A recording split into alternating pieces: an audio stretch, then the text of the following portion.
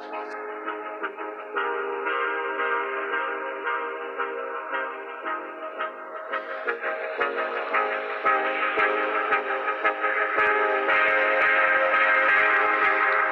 we will be talking about the Star Wars TIE Fighters. And we're going to be talking about all of the TIE Fighters. And when I say all the TIE Fighters, I don't mean every single one of them. I mean just the canon models. You know, the ones in the Star Wars movies. The first one will be the TIE Fighter. Being the standard starfighter for the Empire, it had no shielding, and it had 2 LS-1 laser cannons, and again, no shielding. The Mining Guild TIE Fighter was a very similar to the TIE Fighter, but it had a notch out of its solar panel, which made more vision, but it caused less power to be soaked in from the solar panels. This was seen in Star Wars Rebels. The next ship will be the TIE Advanced V1. This ship was the Inquisitors, or Grand Inquisitors. It had armor outside of the solar panels. It needed fuel because the solar panels on the inside couldn't soak up much power, so it needed fuel to power the engine. It had S-foils for it to land.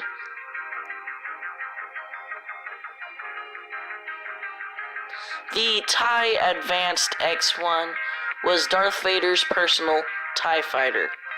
It had a hyperdrive, shielding, and an advanced targeting system. It did not have S-foils, and they put the solar panels on the outside. It had 2 LS-1 batteries, and that's the only weapon it had. The TIE Bomber was the bombing type ship for the Empire. It was only seen in Empire Strikes Back, but to me this is an awesome ship.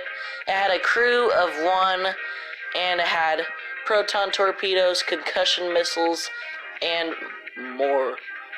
This ship would be seen in Empire Strikes Back bombing, or not Empire Strikes Back, the Attack of the... Never mind. The TIE Interceptor was one of the fastest ships at the time. It had no shielding, no hyperdrive, but it did have a higher speed. It had 4 LS-1 laser cannons. Some were even put on the body of the ship. LS-1s were found on the TIE Fighter. Heavy LS-1 cannons were put on the inside of the wings, and like I said earlier, some have them on the body of the ship. The TIE Landing Craft was a specialized type craft that used the second pod as a carrier. You might have seen one in Rogue One that looked like a TIE Bomber, but that was a landing craft. The next one is TIE Defender, which was actually a advanced model of the TIE Interceptor, having 6 LS-1 cannons and 2 put on the inside of the ship, or not the inside, on the body of the ship. This had shielding, an advanced targeting computer, and a hyperdrive. Some were even advanced and had heavy LS-1 cannons.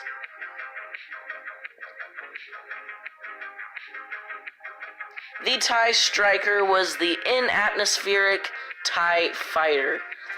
This was used in in-atmospheric missions and was seen on the Battle of Scarif. Some were said to be on the Battle of Jakku. The TIE Silencer was the specialized advanced TIE Fighter for Kylo Ren.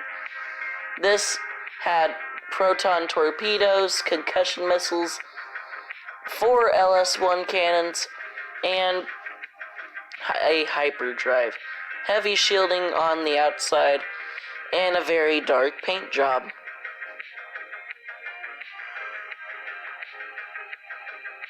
The next ship we'll be talking about is the TIE SF, or the TIE Fighter Special Forces. This had a hyperdrive, advanced communications, LS-1 cannons in the front, a gunner in the back to shoot any enemy targets behind them, which this was a weakness in most TIE fighters. Starships sneaking up behind them and shooting them down. This was what the second gunner was for. The next ship we'll be talking about is the standard starfighter for the First Order. It was the TIE Fighter. They took the same design as the TIE Fighter from the Empire. It had 2 LS-1 cannons, and it had no shielding. Thank you guys so much for watching.